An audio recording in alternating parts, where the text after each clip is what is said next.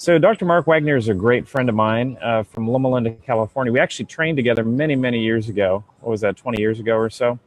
Crazy. Yeah, Mark is a super smart guy. He knows a ton about nutrition. He went into anesthesia pain management and then became an integrative practitioner. He has a site called bioflourish.com. He deals a lot with brain health and nutrition optimization.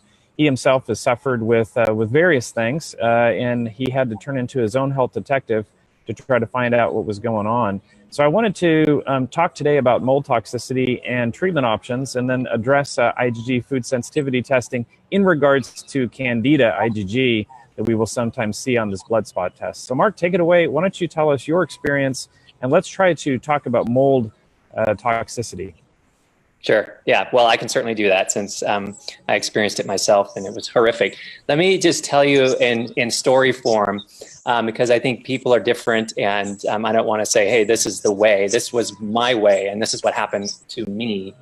So in 2014, I really started feeling like I was just losing bandwidth. I was getting a little bit foggy and fatigued, and thought that stress was getting the better of me in my practice. I'd been a pain management specialist for 10 years, and that's a stressful type of practice. And I thought, well, hey, you know, maybe I should think of early retirement and bouncing back and, you know, doing something different. And so I sold my practice in 2015 with the idea that I would magically feel 100% better within 3 months because I would have all this stress off my back. But turned out I continued to get worse, and I didn't understand why. And my symptoms were not just brain fog and fatigue. I had these weird rashes all over my body that looked almost like ringworm, except they didn't respond to ringworm treatments. And I had, you know, painful anal itching. I hate to even say that, but it was horrible. And I had, you know, I felt like there was a cat inside my guts, sharpening its claws every night. I couldn't sleep, and I just had all these crazy symptoms. So to make a long story short, I suffered with that for about, you know, really acutely for about 15 months. I know that's making sense to say you suffered for something acutely for 15 months, but for 15 months, I just had all these vague symptoms. And then I had this precipitous decline in May of 2016 where, you know, I lost control of my biology faster than it was a toboggan ride into hell. And like I said, I had never experienced going from, you know, losing control of my biology that fast, except when I maybe had norovirus. We had just come home from our 20th year anniversary, wedding anniversary. We did a trip to France, and I had felt great there. It was a temporary break from my environment at home, and I'd actually felt a lot better. And I came home, and within 3 days of arriving home, I just went into the dust. I became so weak, I couldn't walk to the mailbox. I started losing weight really fast, very fast. Pounds were dropping off me like every day. I was lighter and lighter and lighter. And I'm a skinny guy to begin with. And that, you know, I was starting to look like I just walked out of Auschwitz. I had this massive brain fog. I couldn't think. I became steroid dependent asthmatic overnight. I hadn't had an asthma attack in 26 years. And then all of a sudden I'm the steroid dependent asthmatic. I mean, it was awful. And so it felt like there were certain areas of the house that were worse than others. And I remember one day opening the cupboard underneath the sink, and all this musty smell wafted up. You know, we had a leak back there that we hadn't fixed because I didn't think it was that important. It was a small drip. So all this came up into my face, and I started coughing so hard that I thought my head was going to separate from my body like a cork on a bottle. And it was in that moment that I kind of started wondering, is there something in my environment that I am reacting to that's airborne? Because it sure seems like it. And about so you're the one that actually asked that question. So yes. you were kind of thinking, gosh, what? I mean, I was totally feeling great, and then all of a sudden I'm having all these symptoms. Yes. So it really felt like it was something airborne because I was having all this asthma. And in retrospect, I'm really grateful for the asthmatic component because it was like a tell, you know, when you're playing poker, like if this disease is playing poker with you, the asthma was a tell. It really kind of helped me hone in on the airborne problem. And whereas a lot of people don't have the asthmatic component, they're not actually allergic to mold at the same time they're getting poisoned by it. And so they're just losing bandwidth, and they don't know why, and they're not having any other reactions that help them figure out what's going on. So the asthma was helpful, even though it was terrifying because I couldn't breathe. So in a pretty short order, I just left the house, and I went across town. Fortunately, my parents had a condo across town that they rarely use. They don't live in the same town. They just had a condo there. So I went and stayed at the condo, and within 3 days, I was able to throw all my inhalers away, and my asthma completely cleared. And what I was left with was just this fog and fatigue, and it was profound. It was a 2-story apartment I was in. I couldn't climb the stairs. I had to crawl on all fours to the bedrooms upstairs. It was just ridiculous. And this went on and on and on. Like, it didn't clear. And so I started trying to read about it, which was very difficult because I had brain fog. But essentially, I started reading about mold, because it smelled the smell that set me off was this musty smell.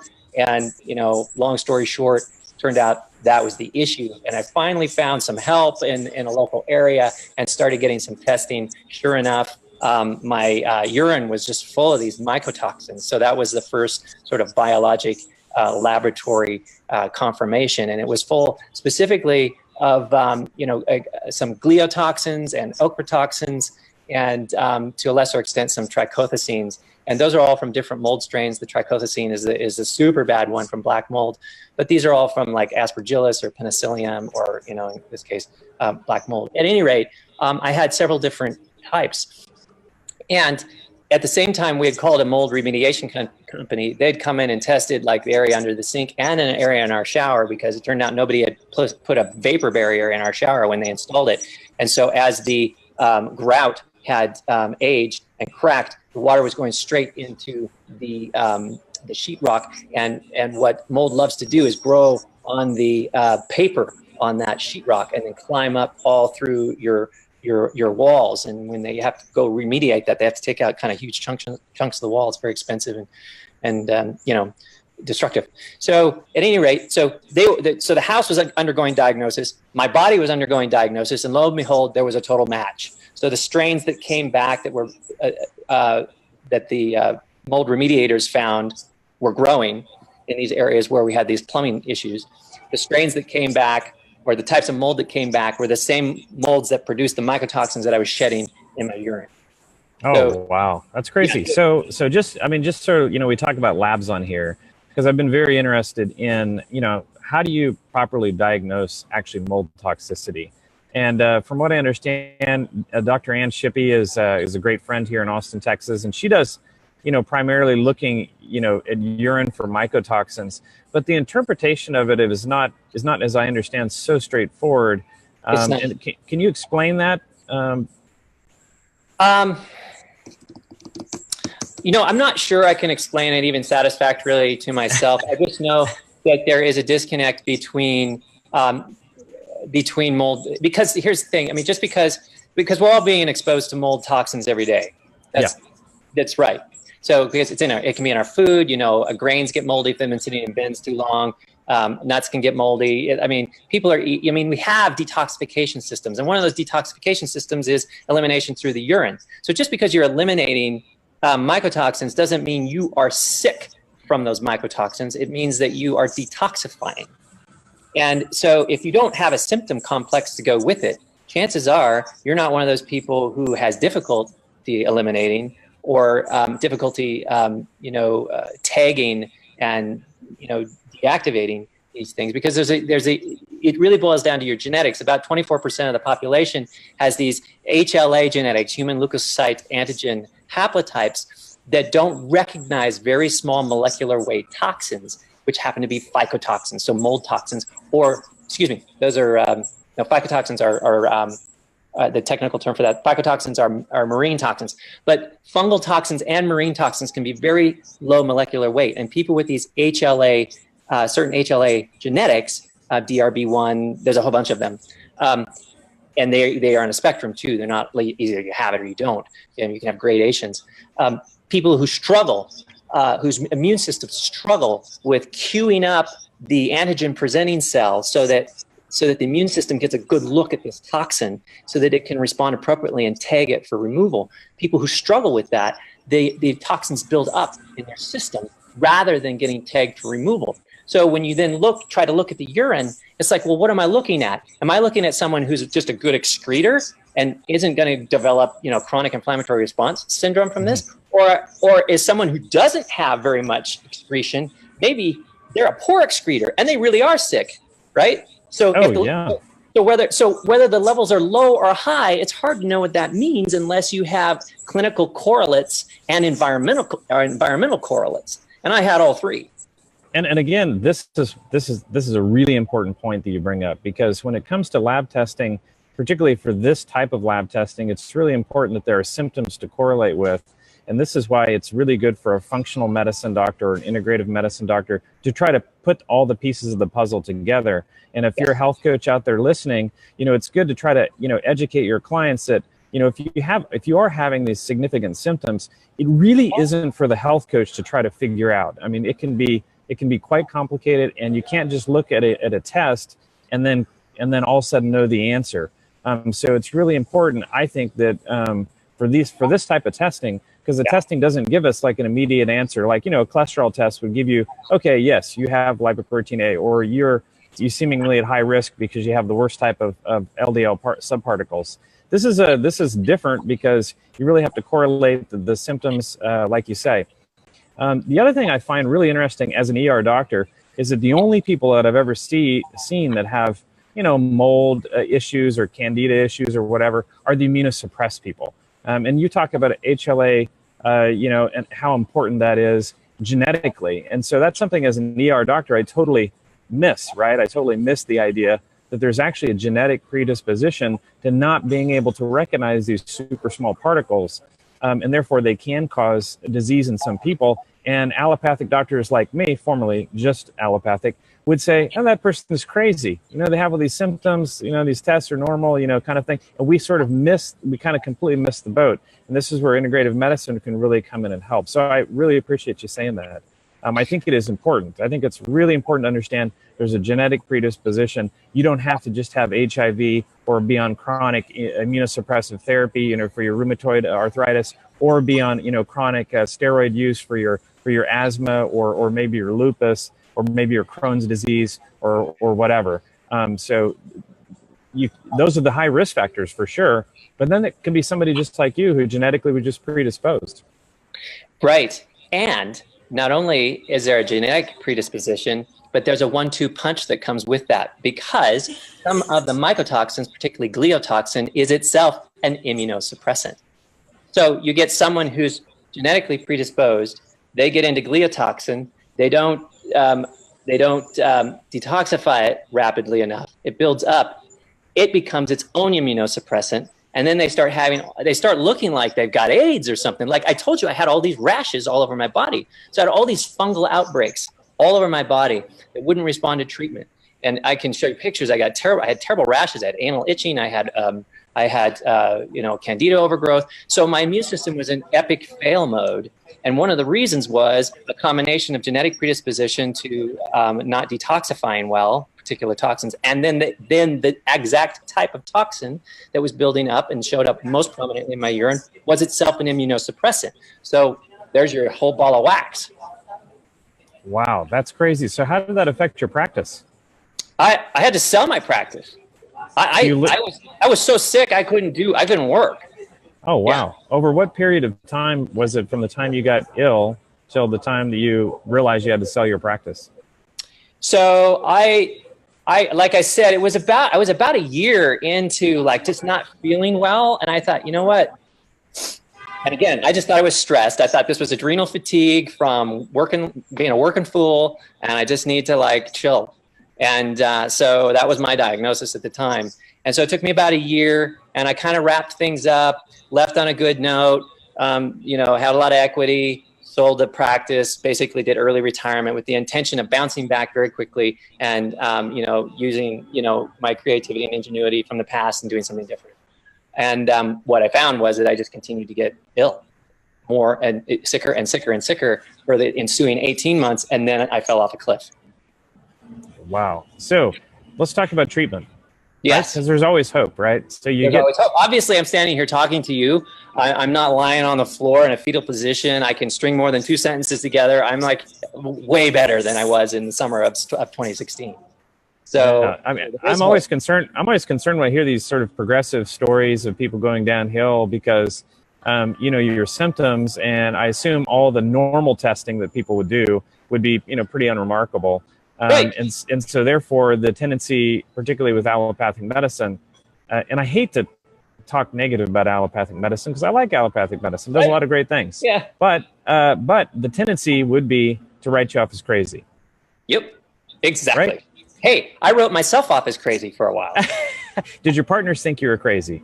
Did anybody like, did you like get the feedback like? I did. I had some partners. I had some really great partners, and one of them actually took me aside and said, you know, hey, I'm concerned about your health. You're kind of losing weight hand over fist. You're looking a little drawn and quartered. You know, like, is everything okay? And I'm like, yeah, I'm good. I'm like, you know, I just need to like buck up or take a vacation or, you know, some garbage answer like that. Yeah, right. Yeah, my goodness. All right, well, let's talk treatment. So how did you get better? So at first I sort of languished because it took me a while to find a practitioner who understood what was going on. But once I got diagnosed correctly, it took about 3 months. And we were able to put the puzzle pieces together from, you know, biomarkers from me, plus biomarkers from the house, plus, you know, some genetic studies and whatnot. I was like, okay, you know, this guy's got biotoxin illness. And what do we do? So the naturopath that I was seeing immediately put me on cholestyramine. And if you remember, cholestyramine is sort of an old, defunct anti-cholesterol medication. And the way it works is by binding the bile salts in the gut so that they're not reabsorbed through intrahepatic circulation and so that you just poop them out. Now, the cool thing about that is that by binding bile salts, you're also binding the toxins that tend to cling to them. And it just so happens that these small molecular weight toxins are clinging in this area, and they can be. So if you can bind those bile salts, you can accelerate your excretion quite dramatically of these mycotoxins. And lo and behold, after 2 weeks of choking this stuff down 4 times a day, I mean, it's like drinking the leavings off of a chalkboard, man. It is bad. And after choking this stuff down, you know, 4 times a day, diligently for 2 weeks, I went from not being able to climb a flight of stairs to being able to partially walk the 3-mile river loop here in Bend and negotiate the hills slowly. I was able to, you know, actually walk uphill and walk the stairs with a railing. And then I just got better and better and better. My mitochondria started recovering, my energy started coming back, and my brain fog started clearing, which accelerated everything because then I was able to do more research. Like when my brain started coming back online, I was able to actually help myself more. I wasn't just flopping there, you know, saying, "Doc, fix me." I wasn't quite so broken. Yeah, well, and you're a really smart guy too, right? And so I'm sure that you really wanted to know. Oh, I dove in. That's all. I lived, ate, and breathed getting well. So just going back to the treatment, so that's a prescription.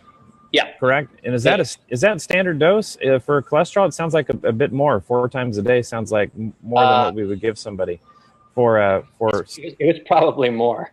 Yeah. I don't know. I mean, it was a medication I never used in my practice as a pain management guy. I wasn't into that, right? And plus it was defunct anyway, and we were using it off label. So that's the point. I mean, you're using it off label and so on. And so so that's really interesting. So there was no antifungal medicine involved?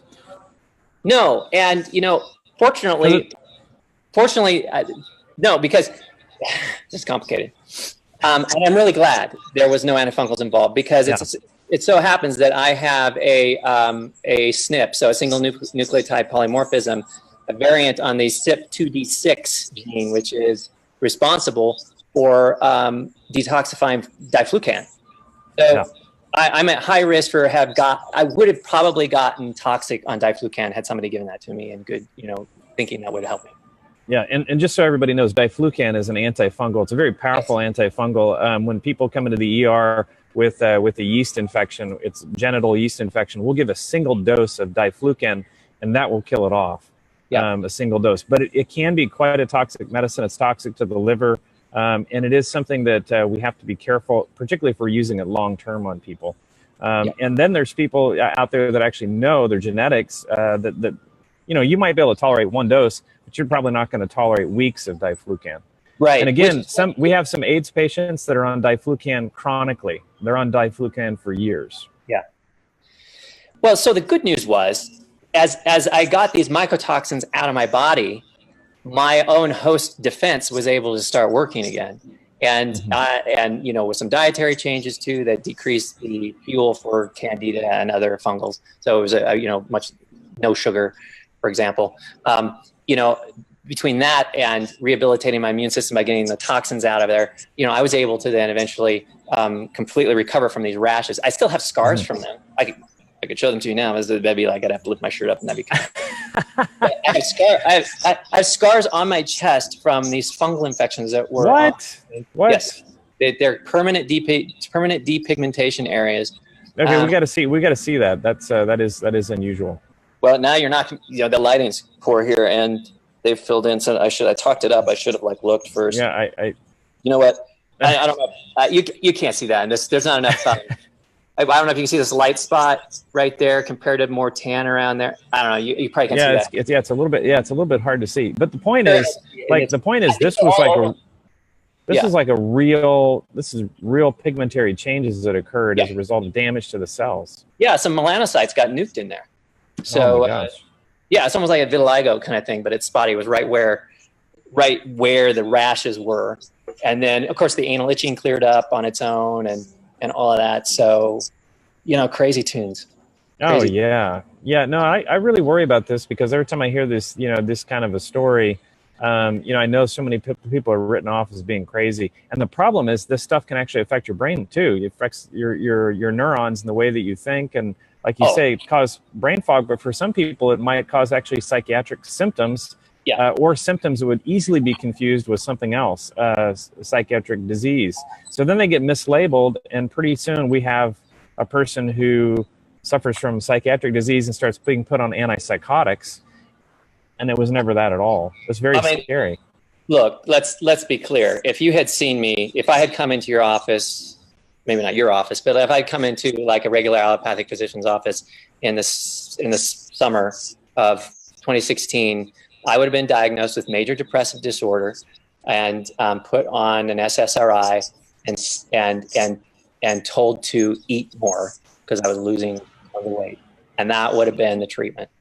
Honest to God. The reason I know that is because that's what I would have done. Yeah, it's scary. It's really scary out there. So, okay, so you talked about nutrition. I want to talk about nutrition, for this. So you said absolutely no sugar? I mean, I've heard that before, right? Sort of starve out the, Okay, so no added sugar, no refined sugar. I mean, you can't if sugar's in Did you have fruits? Did you have fruit? I did. I mean, I was a little crazy there for a while. I did restrict fruit and other things because I was really hyper concerned about all that. But I wasn't a complete Nazi. Yeah. Yeah. My feeling on my feeling, and you may disagree with this, but I really believe in whole foods and eating as many whole foods as we can, including fruit and stuff. And, I have a lot of my pre-diabetics, themed diabetics, still taking fruit, not an excessive amount. But man, there's so many phytonutrients in there that remain yet undiscovered that we know help significantly with everything in our metabolism. So why do we? Yeah. So why do we want to restrict those? I think maybe there's maybe some role for restricting some of the tropical fruits because they really are high glycemic. But when it comes to something that's phytonutrient dense as a wild blueberry, and the ratio of phytonutrients to sugar in that is like really high, so lots of phytonutrients per molecule of fructose, man, I don't see any reason to restrict things like that. Oh yeah. So you focused on eliminating sugar pretty much completely for a while, and then you went to eating more whole foods or whole fruits, blackberries, wild berries, those kind of things. Lots of berries. I live in the Northwest. It's kind of berry. It's a berry patch up here. So yeah, berries were always on the menu. I think at all times. I think some of the things I did restrict them were like starchy things like bananas and then high glycemic fruits, a lot of tropical fruits. So. Oh my gosh. Okay, that's great. And so then how long did it take for you to completely recover? Well, depends on what your definition of complete recovery is. I still consider myself in recovery. So like if I compare, my mental agility, certainly my physical agility, now to, let's say, even just 4 years ago, I'm not fully recovered. So I know that. So really, this thing really knocked you down. It really screwed me over. And I assume this massive change in your lifestyle and the way you felt is what really put your interest into integrative medicine. It did. It was like, wow, okay, because here's the deal. There were so many moving pieces to my treatment. We've only touched on just a few. I mean, sleep was important, food was important, movement was important. My sense of connectedness to my people and my purpose was important. So my stress management was important. I learned how to meditate. I became a champion meditator. I got into yoga. I did all kinds of things we haven't even talked about. And so, all those domains of well-being, food, movement, sleep, stress, connectedness, plus medications, plus supplements, plus, and I was designing supplements for myself. I was like, geez, God, what can I do to like enhance my brain function so I can help myself? And it's like, so I was looking at all the adaptogens. I was looking at supporting my methylation cycle. I was looking at supporting, acetylcholine and norepinephrine and serotonin with specific amino acids and, choline donors and so on. I was like, all in. So the treatment was very holistic. It covered the waterfront. And one of the things that discourages me about the current state of allopathic medicine is that we're still quite reductionistic in our thinking. And it's almost like, and pure scientists are even worse. Clinicians are at least seeing real people and always having to confront the reality that of the beautiful complexity of biology, and that the studies that reduce things down to one variable just don't always seem to stack up in clinic. Well, there's a good reason for that. It's because people have lots of moving parts, and the study specifically reduced everything to one or two moving parts so they could keep track of it and say something about it. And it's almost like, so this whole scientific enterprise that has brought us so much actually blinds us in some ways to what we're actually trying to do, which is a whole holistic well-being. Because it's almost like, okay, so you want to study something, you have this broken down bus, and the way you're going to study how to make it work is you're going to put one wheel on at a time. And you're going to say, hey, we put the front left tire on and it didn't work, it didn't go. And then we put the next one on and it didn't go. And the next one. And then we put the right rear tire on, and lo and behold, the thing rolls, it works. So there must be something really special about that right rear tire. So we're going to get an NIH grant to study that right rear tire. And man, we're going to make a drug to make all right rear tires work better. And that's going to be the solution, folks. And it's like, no, you got it. The whole point is you needed all tires on the bus for it to work. Yeah, absolutely. I totally agree with you. I mean, we become so subspecialized in allopathic medicine that we miss the whole picture. And I don't know if you've seen my Aging Well wheel that I present, but it's really a more comprehensive approach to aging and how we have to look at all these key areas. And particularly if the health coaches are out there listening, the outer parts of that wheel are so important for you guys to address with your clients: the sleep, the stress, the family, the social interaction, everything in regards to being comprehensive is super important, because we miss it as allopathic doctors. We don't think that way. We're very specialized. And even your preventive medicine guys, they're just trying to pick off the one or two top complaints that you have. And when you see your doctor, it's always about the chief complaint. They want to know, why are you here today? Don't tell me like 5 different body systems, because I can't process that. I just need the one reason why you're here today. Is it for a refill, for your blood pressure medicine? What is it? And so it can be quite frustrating out there. That's why I think integrative medicine is awesome. So you're passionate about integrative medicine, and now you've completely changed the way you practice now. I mean, you're now more of a writer, and I see you all over the place writing. You're actually a very good writer, by the way. Oh, thank you. Very good writer. So I see you making a huge difference, and I assume that's just because you you become extremely passionate about this because of your own personal journey. Right. I mean, it's kind of like all I've been thinking about for the last 2.5 years. So, I might as well try to share my experience with as many people as possible, because I feel like there was some unnecessary suffering in there. And, you know, everything from just being unaware of mold in the first place to detection, to diagnosis, to treatment, to being realistic, to holistic, to everything. I like this. Just there were so many points along the way there where if I had somebody, if I had known more, I might not have got sick in the first place. Yeah, well, I really appreciate you coming on and talking to us about your experience and, you know, giving people hope out there that are suffering with unusual symptoms. It's really important that they get checked by an integrative doctor. The integrative doctors that we work with support the work of health coaches, people that are out there in the trenches that are actually talking to people, giving them information and giving them resources. Really important to do that. The last question I wanted to ask you, because we do get a lot of questions on this. You know, when it comes to food sensitivity testing, it is still a very controversial topic when we talk about IgG testing. The American Academy of Allergy and Immunology says it's kind of a waste of time. But yet there's clinicians out there, particularly integrative ones, that swear by it in terms of it's very helpful for them to choose maybe the top 1 or 2 things and try to work on, you know, eliminating those things to see if symptoms will clear. So there is something called candida that is on this IgG testing. And so what is your opinion of the IgG candida test? What is that basically telling us? And is there any concern when you see it at really high levels? Well, I mean, I think it tells you, I mean, if the levels are really high, if it's unambiguously high, then I think it tells you 2 things. I think it tells you, 1, your body is hosting some candida, and 2, it doesn't like it. I think beyond that, it's hard to say anything else unless you've taken a good clinical history and physical exam, and that correlates with, indeed, yeah, not only do I have candida IgG that's off the charts, I also have an itchy anus all the time. I also feel, you know, bloated. I have, you know, symptoms of gut dysbiosis. I have, you know, fog, and maybe I'm over fermenting, you know, simple carbohydrates down there with all this yeast, and I'm producing, you know, alcohol and aldehydes and feeling like shit all the time. So, yeah. So if the shoe fits, wear it. But I don't think that you can say, you know, if an IgG score is 50 versus 100, that you are, you know, twice as bad off as somebody with a 50. In other words, I think it's more qualitative than quantitative. Yeah, again, it's a measurement of the immune system. I mean, that's what our immune system does. It forms these antibodies. And just, you know, the difference is IgE testing is one the allergists are most interested in, because these are the allergic responses that can be quite severe and lead to anaphylaxis, where you get the low blood pressure, significant rashes, and all kinds of, you know, problems.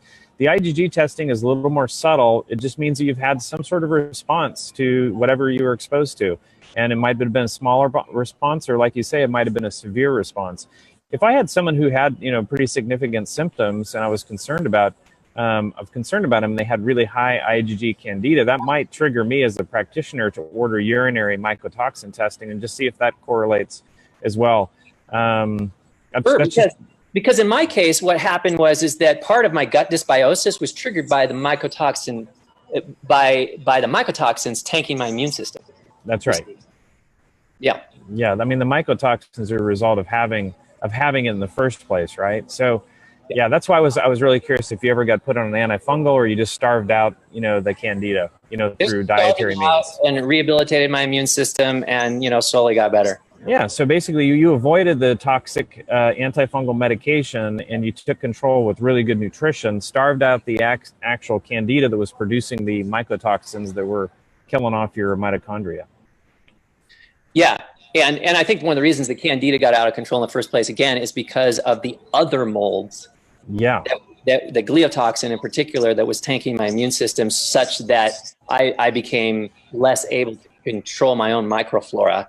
And this was a result of the environmental exposure. Yeah. So I think that if I had, I mean, who knows, right? My theory is that the dominoes fell as follows. I had an environmental exposure, tanked my immune system. Then I developed gut dysbiosis and overgrowth of various things, including not just candida, but bacterial.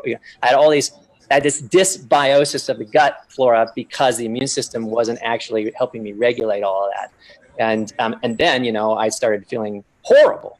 and having all these symptoms. And then my skin, the microbiota of my skin changed, and I got all these rashes that were fungal rashes, and then severe brain fog and the rest of it. So I think the dominoes fell that direction.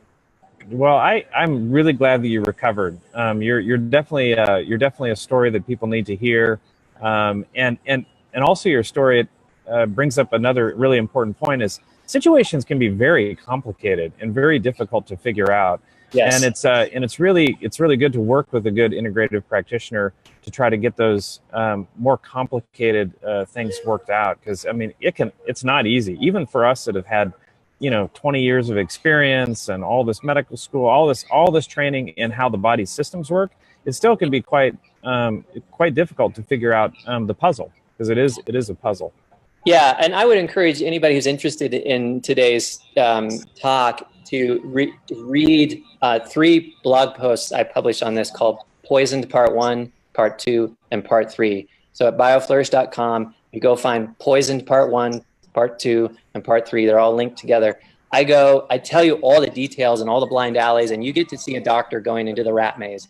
And everything from heavy metal testing to, Lyme testing. And I had a Babesia infection alongside this. And there were other things going. I mean, everything went haywire, but it started with the immunosuppression, environmental exposure of the mycotoxins.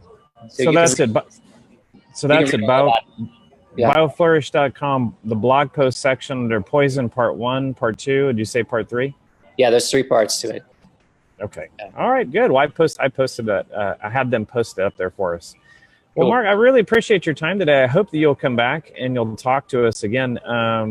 You're a super smart guy. I really enjoy hearing what you have to say. You know a lot about a lot of different things. So maybe we could bring you back and talk about heavy metal toxicity and so on. You probably know quite a bit about that. So. Yeah, I had quite a bit of lead. Apparently, that didn't help. Yeah, it just goes downhill, doesn't it? Right. But I mean, we can talk about we can dive into those lifestyle arenas where with food, movement, sleep, stress, connectedness. I did a lot of work in each of those areas that people might be interested in, and then supportive supplements and all those kinds of things. So yeah, I'd be glad to come back. Okay, great. Well, guys, if you're watching this, watching this as a replay or whatever, just put down in the comment section, things you'd like to hear Mark talk about, and then we'll bring him back and we'll have him talk about, whatever it is you want to hear about. Mark, thanks so much for your time, and you have a great day. Thanks for your patience on the technical deal here, since I'm out of the country. I'm out of the country right now, so this makes it a little bit difficult. So, but we got it worked out. Great. No, thanks for having me back. Get it. Okay. Bye-bye. All right. Talk to you later. Okay. Bye-bye.